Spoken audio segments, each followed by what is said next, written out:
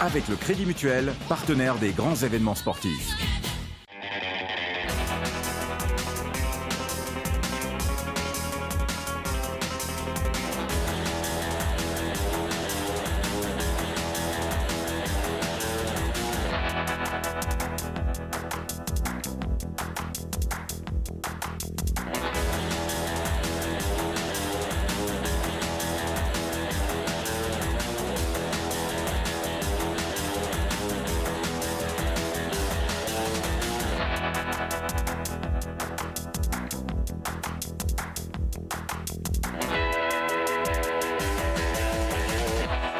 LFD Le Mag numéro 47. Bonsoir à toutes et à tous. Merci de nous suivre une nouvelle fois pour un condensé de sport et de belles images. Avec aujourd'hui 4 experts.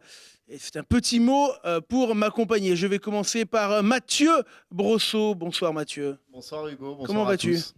Bon, je vais bien. J'ai vécu un bon week-end de sport et c'était très agréable. Un spécialiste des ours, notamment. Oui, notamment, mais ce week-end j'étais plus sur le rugby. Ouais. Ah d'accord. À côté de toi, le pétillant petit Clément Chaussat. Bonjour Hugo, bonjour à tous. Comment ça va Clément ? Ah ça va, une victoire enfin pour le Enfin, week. pour le volley. On verra tout à l'heure. À côté, comme d'habitude, le sémillant, l'extraordinaire, le grand Sébastien Réglet. C'est beau. Salut Sebo. Salut, ça va ? Ça va ? Oui. Et toi ? Bah très bien. Tu as une jolie veste, Sébastien. Merci, t'as vu, je voulais prendre le pull de ma grand-mère que je salue. Oui. Et fait, je l'ai pas mis. C'est dommage parce que j'avais une petite vanne qui est tombée à l'eau. Et pour sa première télé, l'assurance tout risque de LFD, Valentino. Voilà, il est là, Valentin Barre. Salut Valentin, comment ça va ? Salut, très bien, très bien. Très heureux de retrouver toute l'équipe sur ce plateau. Voilà, spécialiste du touch rugby. Exactement. Voilà, et de pont de clé Bientôt. notamment, puisque ce sera l'objet de la deuxième partie, bien entendu, de LFD Le Mag. Alors on enchaîne très rapidement avec une première partie du condensé sportif du week-end, c'est le flash.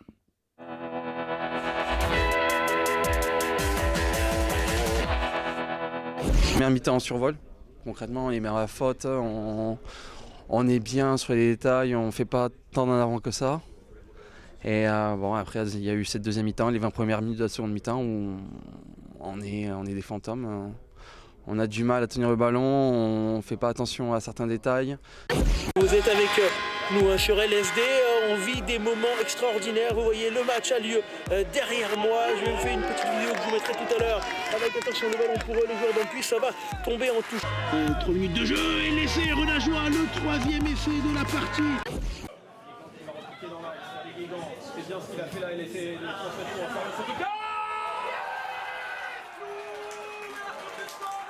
Il n'y a pas de victoire facile, je pense qu'en première mi-temps ils ont bien maîtrisé leur sujet. Après voilà, on est rentré en seconde avec plus d'intention, envie de défendre et c'est vrai que derrière c'est beaucoup plus facile. Yvan il n'a pas eu une mi-temps facile mais derrière on a fait le job, on a monté les ballons et voilà, Hakim s'est régalé aux ailes et c'est ce qu'il fallait. Je félicite les filles parce que par rapport à une semaine de travail, faire le match qu'on a fait, revenir avec la victoire c'est fantastique. C'est surtout ce que je veux, oui, c'est que le groupe prime sur les individualités. Donc je veux effectivement que le groupe soit fort. Et ce soir, le groupe a été fort. Il y en a qui vont voir le verre à moitié vide et d'autres à moitié plein. Donc moi, je préfère positiver. On gagne 1-0 à Chasselet, à l'extérieur, contre une équipe de CFA qui était en grande difficulté dans son championnat et qui voulait faire le match, qui l'a fait. On a maîtrisé les débats. Après, bien sûr qu'on a une très grande marge de progression dans la finition.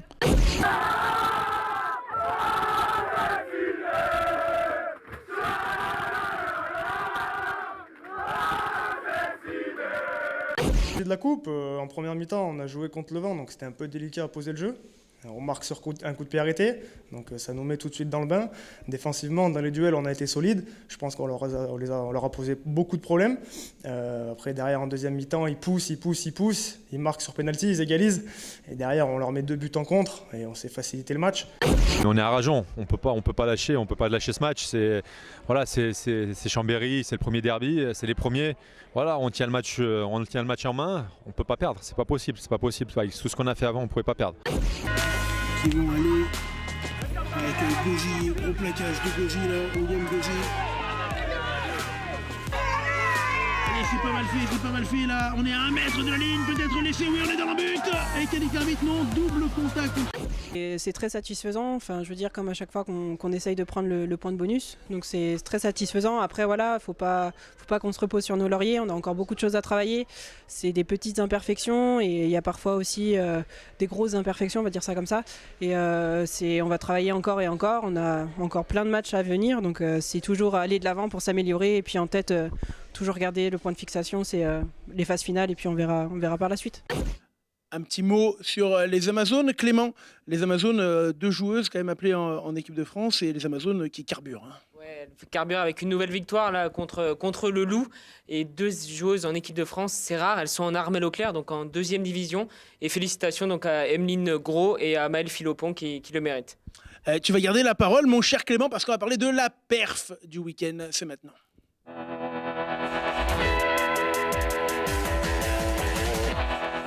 Et on va parler de volley, Clément. Tes petits protégés volleyeurs ont loupé le train du retour de Lille, mais ils sont allés s'imposer à l'extérieur. Ils n'ont pas loupé leur match en tout cas. Ils se sont imposés du côté de Arnes.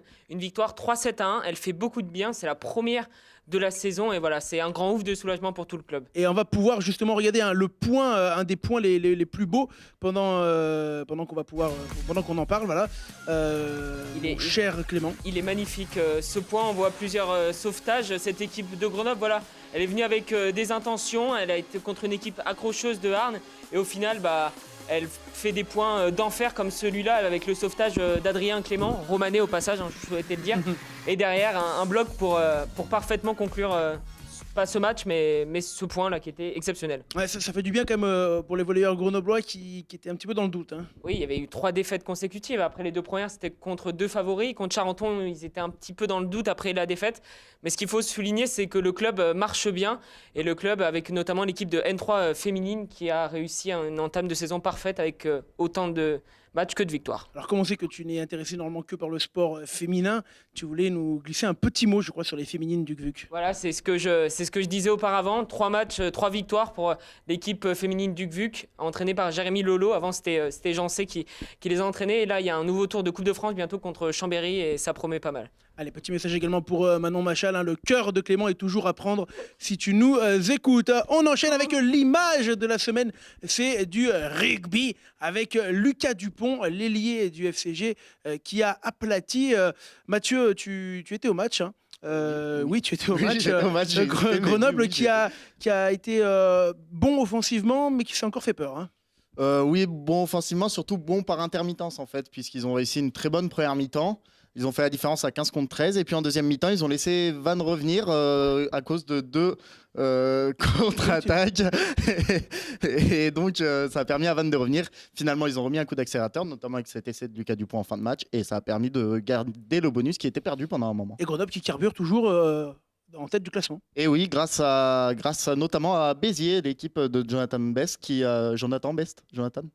les deux ça marche. Qui a d'ailleurs marqué un essai qui a empêché Montauban de prendre le bonus à la maison et du coup Grenoble a repris la tête du classement. Avec un gros match jeudi, Grenoble-Biarritz, bien entendu en direct et en intégralité sur LFD. Allez, on enchaîne avec une nouvelle fois du sport et du beau sport. C'est la 2e partie du Flash.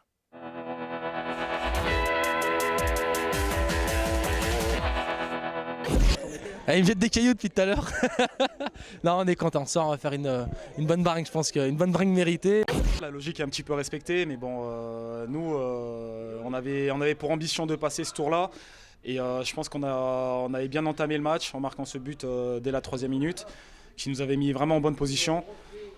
Et malheureusement, c'est le football, hein, il faut un vainqueur et un perdant, et aujourd'hui on a été les perdants. C'est l'essentiel à retenir ce soir. On est tombé contre une équipe de Limoges qui était bien en place sur toutes les phases de conquête, peut-être à part la mêlée où on a pris le dessus. Et voilà, avec ce temps un petit peu de pluie, on a fait tomber beaucoup de ballons, beaucoup de fautes. Et ça a été compliqué de pouvoir mettre du mouvement dans notre jeu. Oui, c'est vrai que c'est très bien de présenter déjà la coupe à notre public grenoblois. Et puis c'est vrai qu'on va revenir sur la victoire, gagner 11-1 contre Épernay à la maison. C'était un match délicat à gérer, mais on a réussi à le prendre du bon bout dès le début.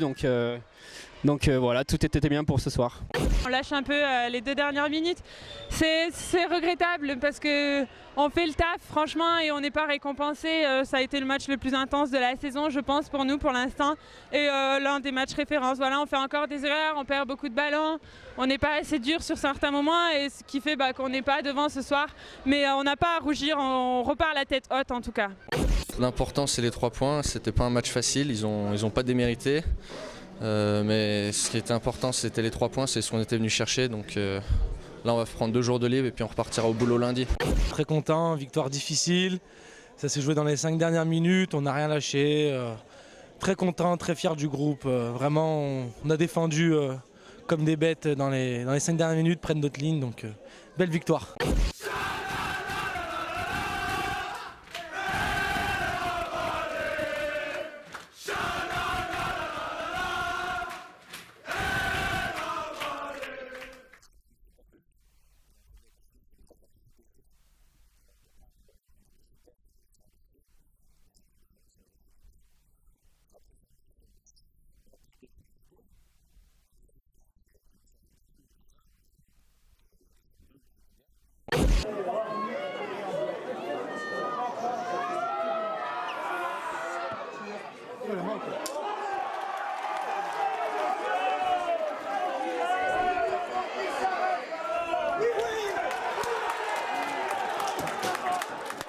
Alors on me note dans l'oreillette bien entendu que Mathieu sera licencié de son stage rémunéré après cette faute grave de ne pas avoir mis le son sur l'interview, Mathieu. Mon petit Valentin, on a vu cette dernière action de Pont-de-Clé qui gagne sur le fil à Beaurepaire. C'était dur quand même. Hein. Ça a été dur, effectivement. Un peu à l'image du FCG, il y a eu véritablement 2 mi-temps dans ce match. Une mi-temps à l'avantage de Beaurepaire et une autre à l'avantage de Pont-de-Clé qui ont su faire les joueurs de Pont-de-Clé ont su faire la différence en cette fin de match, mais ça a été dur, mais on note un véritable changement d'état d'esprit par rapport à l'année dernière où certainement ce match-là, l'année dernière, il l'aurait perdu. Sébastien, l'important c'est les 3 points pour le BDL. Ah oui, ça les 3 points, c'est vrai que c'était le championnat, donc les 3 points sont importants. Grenoble, 10 victoires consécutives maintenant en championnat. Ça a été un peu laborieux contre Chamonix ce week-end, une équipe avant-dernière mais qui a quand même posé des soucis aux Grenoblois. Demain, ce ne sera pas les 3 points qui seront importants pour les brûleurs de loup et pour les joueurs des Dotarglav, ce sera la qualification. Je crois qu'il y a un bandeau qui a apparu qui devait être drôle, mais parce qu'ils vont jouer à Annecy en 16e de finale de Coupe de France et il faudra donc le gagner, ce match, pas le choix pour eux qui ont remporté le titre. Donne-nous des nouvelles de la gastro du genou de Christophe Tartari. C'est une bonne question, la gastro du genou de Christophe Tartari, oui, parce qu'au staff des BDL, on nous annonce des choses et puis en fait, il a autre chose. Le joueur, ce qui est sûr, c'est qu'il a des béquilles pour le moment, ça va prendre encore un petit peu de temps avant qu'il revienne. On a d'autres joueurs qui sont absents à Grenoble, mais pour le moment, on réussit quand même à performer avec toutes ces absences, notamment Vincent Cara ou Teddy Trabichet. On l'embrasse bien entendu, Christophe, évidemment. Mon cher Mathieu, ça va être à toi, pourquoi ? Parce que c'est l'heure du bad trip.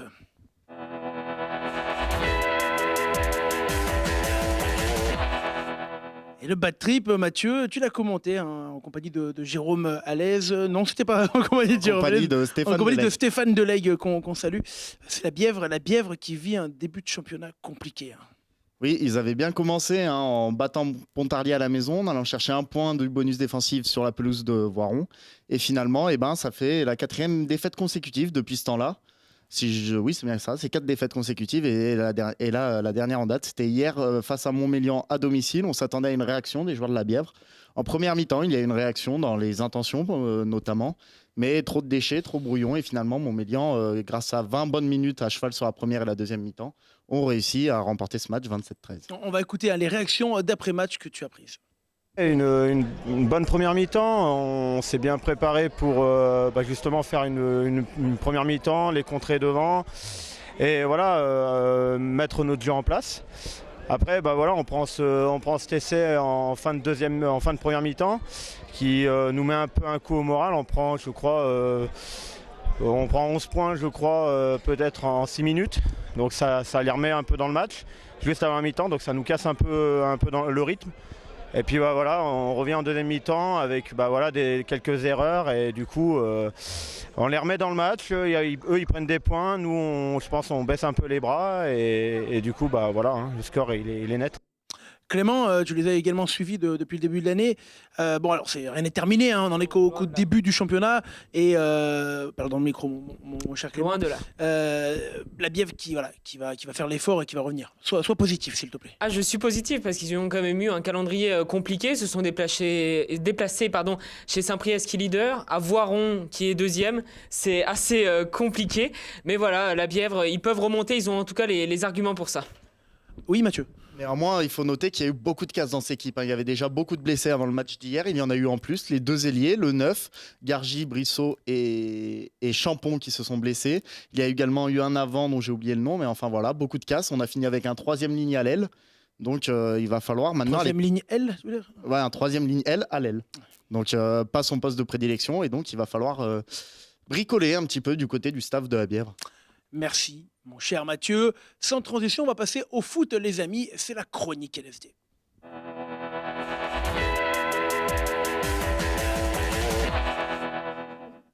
Sébastien, la première bonne nouvelle de la Coupe de France, c'est le nombre de rescapés isérois, 4 pour le 7e tour. Oui, il y en avait 5 au départ et il n'y en a qu'un seul qui a été sorti, c'est Échirol, à domicile face à Villefranche. Sinon, les autres équipes, donc Vallée de la Grèce, on va toutes les nommer, la Tour Saint-Clair, le GF38 et Cessiné. Bon, on va voir les résultats qui qui vont s'afficher, on va pouvoir les commenter. Alors, tu le disais, Villefranche qui s'est imposé à Échirol, Seb. Ouais, Villefranche qui s'impose à Échirol, mais la performance du week-end, c'est peut-être ce succès de Cessiné face à Thiers, hein, victoire 3-1, 2 divisions en dessous pourtant pour Cessiné, puis la Tour Saint-Clair qui réussit à ne pas tomber dans le piège à Foron également, parce que Foron, ils avaient sorti une belle équipe au tour précédent. Donc voilà, c'était Salaise en l'occurrence. À noter la Vallée de la Grèce aussi qui va s'imposer à Divonne. C'est jamais évident avec un seul niveau de différence. Et puis le GF38 qui a assuré, mais alors l'essentiel à Chasselet. Et il y avait oui, effectivement, ils ont assuré l'essentiel, mais ils ont quand même dominé.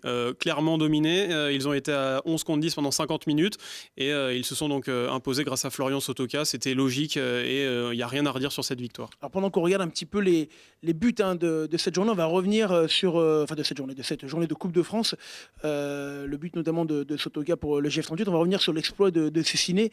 On se rappelle les joueurs Cessiné qui ont déjà écrit de belles histoires en Coupe de France. Ouais, notamment en tout cas ils avaient joué face à Monaco par le passé. Ça c'était la belle époque, on va dire, et c'est ce qu'ils attendaient, hein, le club et notamment l'entraîneur Grégory Bardaro. Il avait dit que ça faisait longtemps que son équipe elle n'avait pas été à ce niveau-là de la compétition. Il voulait faire un coup à domicile et ils l'ont fait vraiment de belle manière face à Thiers. Visiblement ils ont dominé une grosse partie du match, donc contrat rempli pour les Isérois. Avec un tirage au sort du 7e tour intéressant. Pourquoi ? Ce sera jeudi et il y a les Ligue 2 qui rentrent. Les D2, il n'y en aura pas beaucoup à mon avis, mais des Ligue 2, il y en aura. Et on peut penser notamment à Clermont ou encore à Bourg-en-Bresse qui pourrait très bien tomber face à une équipe iséroise. Faut dire Bourg, sinon Clément il va Bourg-en-Bresse, pardon. Oui, excuse-moi.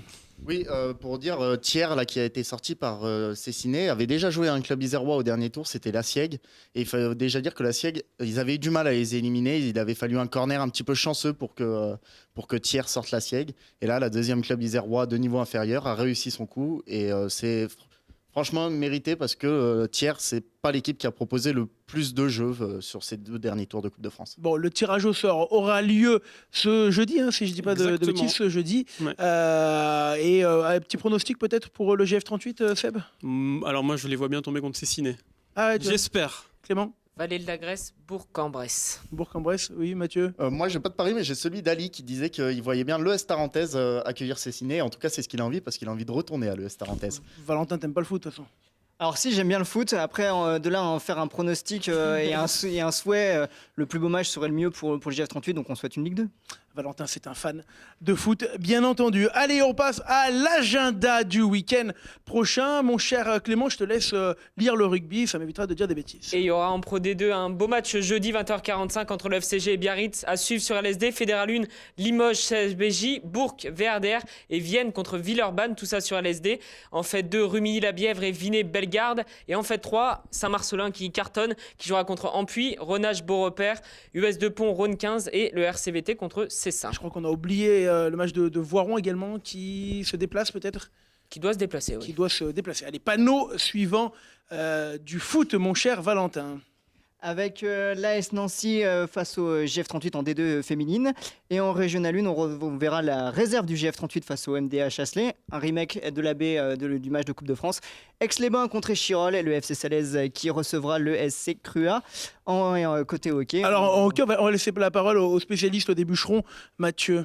Mathieu, dis-moi. En Coupe de France, Annecy qui a sorti Villars au dernier tour recevra les BDL mardi.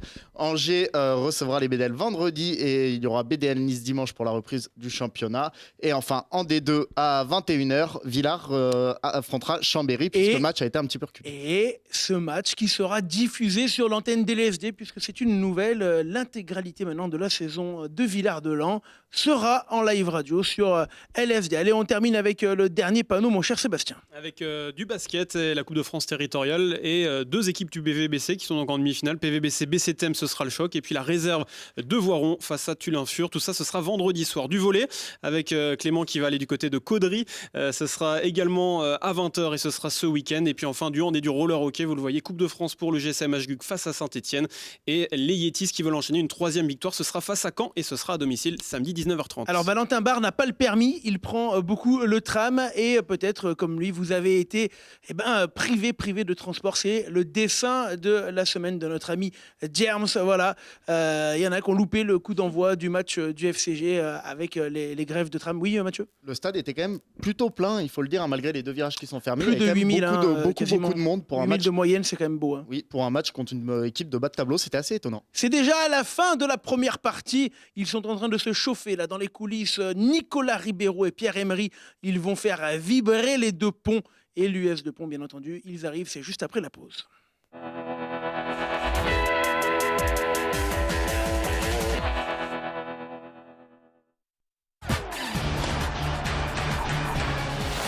Avec le Crédit Mutuel, partenaire des grands événements sportifs.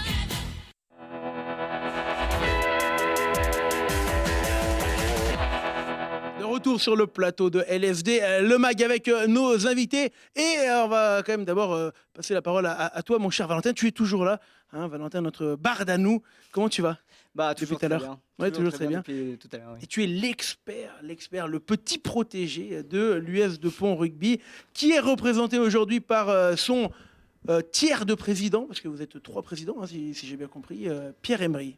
C'est exactement ça. Un petit tiers par rapport aux deux autres, avec des petites fonctions bien propres à moi. Voilà. Et ça fait quoi d'être un tiers ? C'est bizarre quand même. C'est bien suffisant. C'est bien suffisant ? Complètement. Alors, je n'irais pas dire que tu es un tiers de joueur, ni un tiers de buteur, comme l'a soufflé Valentin juste avant l'émission. Là, c'est un extraordinaire joueur local. On m'a payé pour dire ça. Nicolas Ribeiro. Salut Nico. Bonsoir à tous. Comment tu vas ? Très bien. Voilà. Petit joueur. Toi, tu es un vrai local. Un vrai local, ouais, exactement. On va te présenter un petit peu après. On va pouvoir parler de tout ça. Mais je crois, Valentin, on va commencer. Est-ce qu'on a les images de peut-être la... Est-ce qu'ils me les ont mis ? Non, on les a pas. C'est pas grave. Valentin, on va parler de Pierre pour commencer. Pierre Emery, le président. Qu'est-ce que tu peux nous dire sur ce personnage ? Tu en as déjà dit un petit peu, puisque Pierre Emery est un des 3 présidents de l'US de Pont, qui compose le triumvirat finalement de l'US de Pont, qui compose avec Eric Garcia et Armand Cagliori. Tu es au club depuis désormais 20 ans, puisque tu es arrivé en 97 en tant que joueur. 20 ans. On le voit, il y a même quelques vieilles l'âge. photos qui sont ressorties de Pierre joueur. Exactement. Alors en joueur, il était en troisième ligne centre. Il a dépanné au poste de talon. Et puis il est passé par toutes les fonctions dans ce club, joueur, éducateur, entraîneur et puis maintenant dirigeant. Mais tu es un président qui reste encore très en contact avec ses joueurs. On te sent encore très en contact du terrain. On sent que ce rapport-là avec les joueurs te manque. Le fait d'avoir pris la présidence, tu restes encore très proche du terrain. Un peu trop gentil, hein, cette description, moi je trouve. Hein, je dis ça. Pierre. Moi j'apprécie 3 petits passages en arrière là, sur quelques magnifiques photos. Avec une chevelure bien plus fournie qu'à l'heure actuelle. Non, effectivement, 20 piges que je suis à Pont-de-Clé, c'est un grand moment. Vraiment des super années avec moult super joueurs. Donc on en connaît, on a des des joueurs en commun, peut-être qu'on en parlera. Après, effectivement, beaucoup de belles aventures. Et puis, depuis 20 ans, déjà éducateur. Je suis arrivé comme joueur, mais je me suis tout de suite investi dans l'éducatif à Pont-de-Claix. Et je le continue depuis 20 ans avec un immense plaisir. Vraiment, vraiment. La transmission, c'est quelque chose qui me tient vraiment à cœur. Cette année, je suis toujours investi dans l'entraînement. Je m'occupe des moins de 21 ans, des Bélasquins. Mais ma priorité, moi, en tant que coprésident, c'est la liaison entre les seniors, enfin tout le jeu à 15, les seniors et les moins de 21, mais aussi voilà, tout ce qui représente le côté sportif du club. Le fait d'être 3 présidents, on en parlait tout à l'heure, c'est quand même, c'est pas commun quand même. Vous arrivez à vous entendre, il n'y a pas de question d'ego entre les 3 présidents? L'entente, elle est vraiment parfaite, étant donné qu'on s'est fixé quand même, nous, un champ d'action différent à tous les 3. Moi, je suis vraiment axé sur le sportif, la relation, cette année avec Tony, notre manager général, mais les années précédentes avec Sylvain Moulet et les autres entraîneurs. Et puis, Eric Garcia, lui, est en charge vraiment de tout ce qui est axé sur le partenariat et l'organisationnel sur les manifestations. Et Armand, c'est le garant de tout le bon fonctionnement et de la gestion du club vraiment interne. Donc, il y a vraiment une excellente ambiance. C'est pas la langue de bois? Absolument pas. Absolument pas. Mon cher Val, j'ai oublié tout à l'heure de lancer la virgule mise au banc, mais Lise m'en voudra pas. En régie, par contre, je n'oublie pas de lancer la virgule du pote belge, parce qu'on a déjà une question d'un pote belge.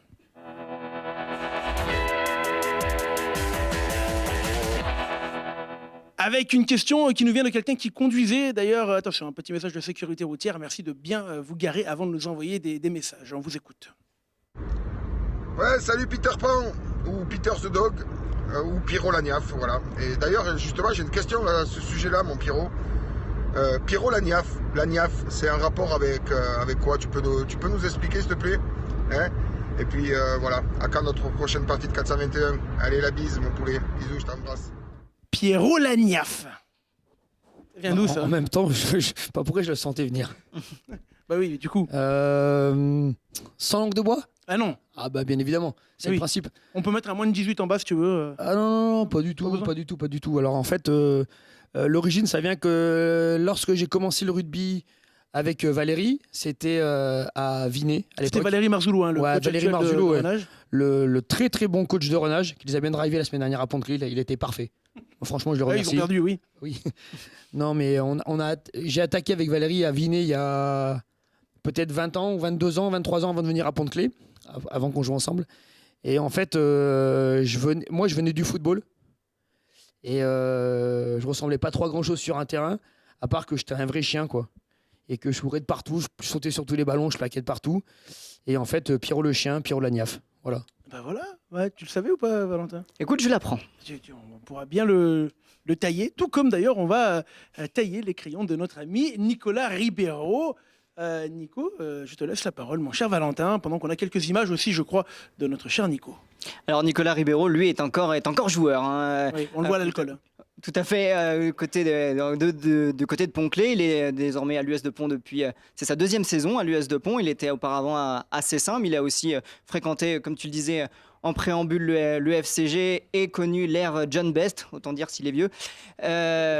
Et puis passer aussi du côté de Montmélian avec pas mal de joueurs et d'entraîneurs qui sont maintenant à l'US de Pont. On pense notamment à Sylvain Moulet ou Arnaud Di Bietto. Mais Nicolas Ribeiro est aussi un international de touch. De touch rugby, et oui, c'est important de le dire. Et oui, bah c'est important pour toi qui as un destin olympique, hein, comme tu nous le répètes à longueur de journée. Nico, déjà, l'US de Pont, pour toi, ça représente quoi?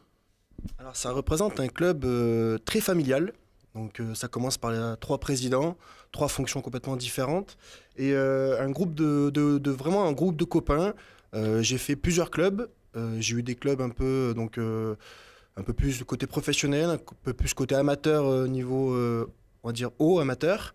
Et après, j'ai bifurqué un peu dans l'agglomération grenobloise, mais j'ai été agréablement surpris de l'investissement de tous les joueurs, de tous les présidents et tous les bénévoles du club de Pont-de-Claix qui sont derrière nous toute l'année. Tu cherches une reconduction d'Anne. On a bien Exactement. compris ça, Pierre. En fait, en voiture commune, et c'est moi qui le ramène. Alors voilà. Non, mais c'est important de le dire parce que on se rend compte que dans le rugby, il y a plusieurs choses.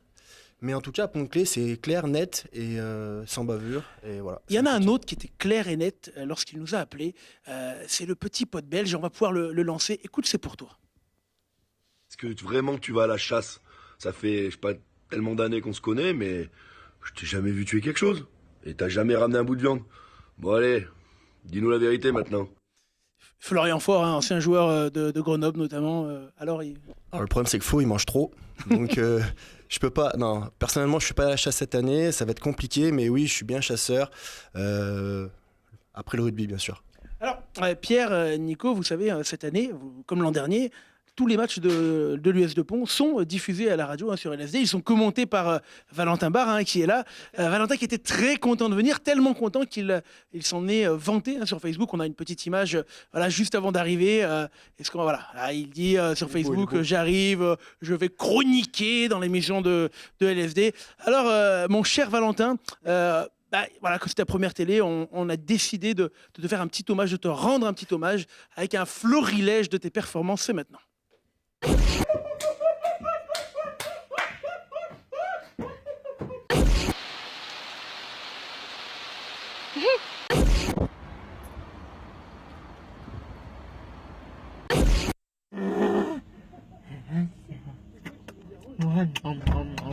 Supporter de Grenoble mais qui? Salut le Moscato Show. Salut, Écoutez, Valentin. je suis supporter du SCG, du GF38, des Brûleurs de Loup. Ah.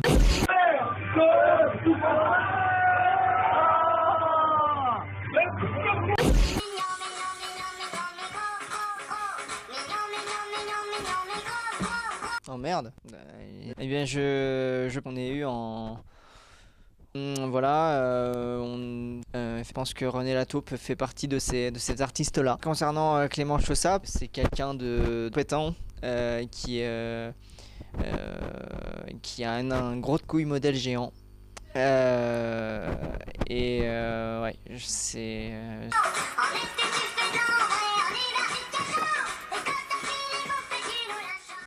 Voilà, est-ce que Pierre, ça fait mal de voir ces images-là quand même? Franchement, on s'en sort bien, nous. Hein. C'est abusé. Hein. Là, franchement, s'il y avait eu autant de caméras, on aurait été mal. Non, mais ça reflète pas du tout. Hein. Nous, il est hyper sérieux tout le temps, du début, quand il arrive au stade, jusqu'au moment où il est lifté en touche dans le siège. Autrement, franchement, il n'y a aucun souci. D'ailleurs, il paraît qu'il a abîmé 2-3 faux plafonds. Hein, Ah bah là, oui, on a essayé de refaire le faux plafond. Hein. Mais bon, solide hein, quand même. Hein. Écoute, apparemment on s'amuse à faire des puissances 4 avec ma tête sur les dalles du faux plafond avec du clubhouse de Pont-Clé. Merci beaucoup, je te présente ma lettre d'émission tout à l'heure. Mais je t'en prie, tu n'es pas salarié donc tu peux y aller. Pierre, c'est l'heure du deal. Le deal avec Pierre Emery.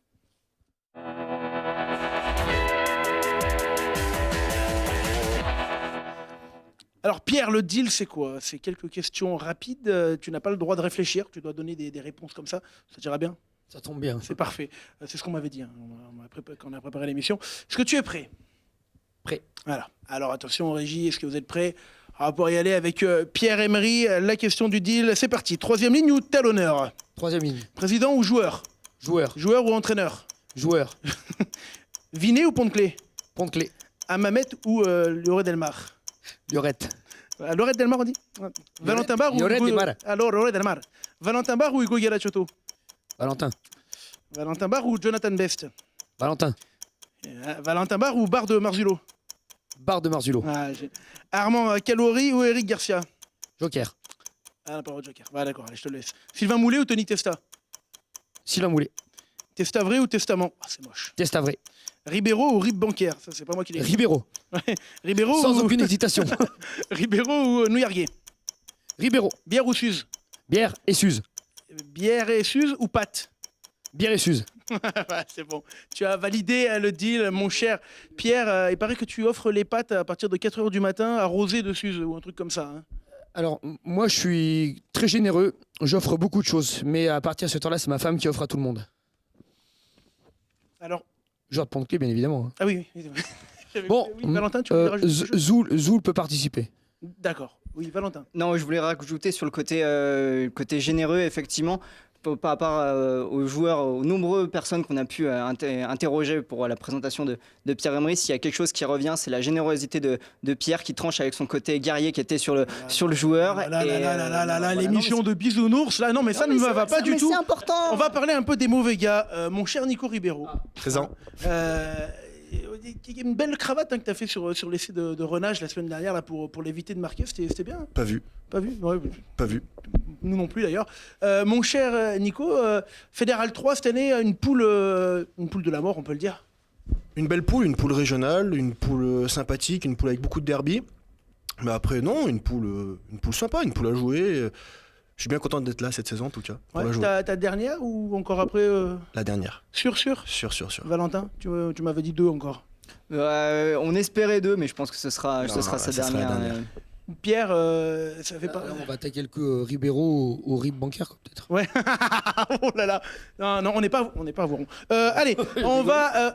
J'ai quelqu'un dans l'oreillette qui me dit. Ah oui, je crois que j'ai une nouvelle question d'un pote belge pour toi, Pierrot.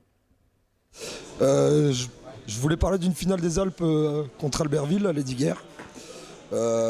Surtout d'une action juste avant la mi-temps. Qu'est-ce que t'en penses? Moi, j'ai toujours eu la pensée que t'allais jouer au basket. Donc, est-ce que t'as pensé, toi, à une carrière de basket ou t'as toujours aimé le rugby? Valentin, tu nous précises un petit peu le contexte? Alors c'était une finale de championnat des Alpes, n'est-ce pas? T'étais né, Valentin? Et non, pas à ce moment-là. J'ai ouï dire, n'est-ce pas, que c'était juste avant la mi-temps. Il y avait 0-0 à ce moment-là. C'était une balle d'occasion d'essai et tu nous fais un magnifique bras roulé et derrière il y a interception et c'est derrière et vous perdez cette finale de 7 points. C'est une superbe occasion d'essai pour les adversaires, déjà d'une. On s'est fait comme ça pour défendre pendant 5 minutes, un truc de fou, les mecs ils se sont collés. Moi je pense que j'étais un peu sur le côté et on chope une pénalité parce qu'on s'est arraché et j'ai 2 fils qui se sont touchés. Je la joue vite, tout seul et je fais un bras roulé à Magic Johnson dans les bras du centre adverse qui n'attendait pas plus que ça. Qu'est-ce qu'elle est marquée du coup? Sous les poteaux. Donc de 0-0 on passe à 0-7 à la mi-temps contre nous. Et on perd, je crois, la finale de 7 points. Ouais. Nico, voilà. Un exemple, Pierre. Merci d'être venu. Un exemple de joueur. Joker. Alors tu fais bien parce que dans l'oreillette, on me signale que j'ai un deuxième colocataire, a priori, qui avait une question pour toi. Alors, j'en ai choisi 3. La première, est-ce que tu peux nous donner ton surnom et puis nous dire d'où il vient exactement? La deuxième, je sais qu'à l'époque du centre de formation, tu avais un poisson rouge. Je ne sais pas s'il est toujours vivant, ce qu'il est devenu. Alors, est-ce que tu peux nous en dire un peu plus? Et puis la troisième, tu étais un grand habitué d'une discothèque grenobloise, discothèque assez connue à l'époque, qui n'existe plus malheureusement, et je sais que tu connais très bien l'hymne. Comme moi j'ai un peu du mal à m'en rappeler, j'aurais bien voulu que tu nous la chantes en direct. Allez, merci, à plus. Tu n'as plus le choix, mon cher Nicolas Ribeiro, ton ancien colocataire, Monsieur Millet, te demande de chanter l'hymne, on t'écoute. Juste l'hymne? Oui. Piou piou piou piou piou, le leader, jusqu'à 5h30. Voilà, pour Tom Mirouf. Voilà, Malaise TV, il en faut. Désolé. Bien entendu, non, mais c'est des choses qui arrivent. Valentin, tu voulais conclure et terminer sur Nico Ribeiro? Non, si ce n'est que... Il n'a pas répondu d'ailleurs pour le poisson rouge. C'est vrai, il n'a pas répondu pour le poisson rouge ni pour la première question. Le poisson rouge. Alors le poisson rouge, il est mort malheureusement. Et donc il a été enterré sur le stade Lesdiguières, sur la ligne médiane. C'est vrai? Exactement. Ah bon, d'accord. Et ton surnom? Mon surnom, la Baramine. La Baramine. On ne veut pas savoir. Voilà. On ne veut pas savoir. Hein. Enfin, Valentin, peut-être tu veux savoir, mais... Non, la Baramine, peut-être un jeu de mots sur mon nom de famille, non peut-être? Oui, pas mal, je ne l'avais pas vu venir celle-là. Messieurs, l'heure est grave, parce que maintenant on va parler d'intelligence et c'est pas... Voilà, on va dire que c'est pas... Hein? Si? Voilà.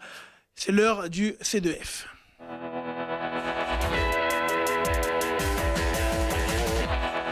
Alors le C2F, c'est quoi? C'est, tu vois, cette petite feuille que j'ai dans les mains, avec un texte avec des trous et des premières lettres. Et comme Nabila le fait si bien, tu dois inventer et trouver en fait les résultats de ces trous. Est-ce que tu es prêt, mon cher Pierre? C'est toi qui commence. La comparaison avec Nabila, ça pique quand même. Allez. Tiens, c'est parti. Et c'est quand tu veux, ça s'affiche à l'écran. Feu, sans réfléchir. Ah mais d'accord. Bonsoir à tous. On commence avec du foin.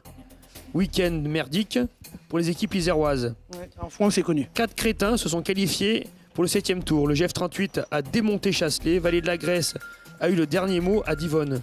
La Tour Saint-Clair a lâché, gagné contre l'US La Rochelle. La plus belle surprise vient de Superman qui a sorti Titeuf. Et oui, Superman qui a sorti Titeuf et la Coupe des Foins qui existait à l'époque en foot. Nico, te moque pas trop, c'est à toi pour la suite. Allez, feu. En rugby, fête 2 avec Voiron et son président Pierre Gérard. Pierre Gérard, tout à fait. Son match face à André pour la B, les R se multiplient. Non. 4 montagnes. Attends, reprends. Pour la... Il faut... Pour la B.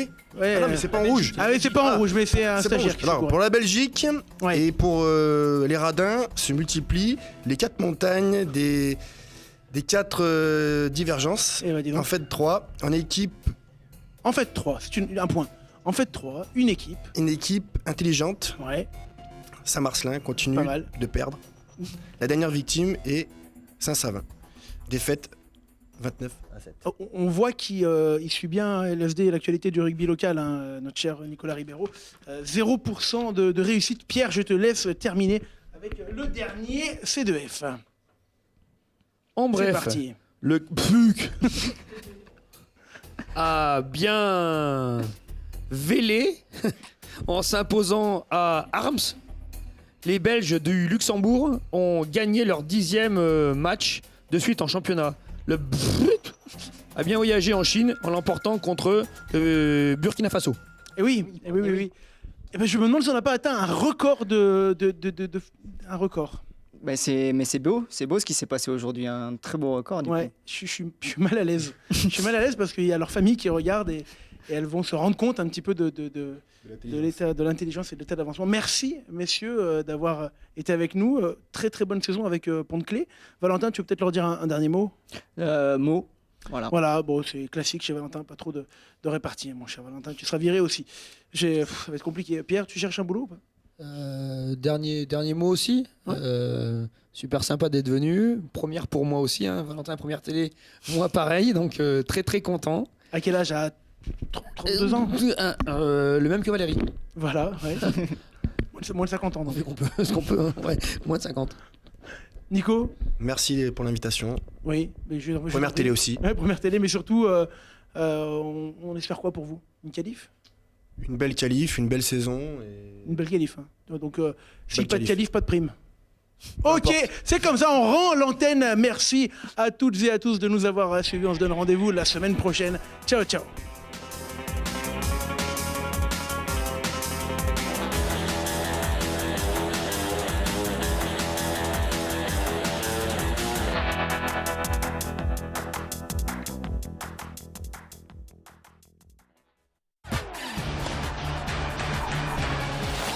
Avec le Crédit Mutuel, partenaire des grands événements sportifs.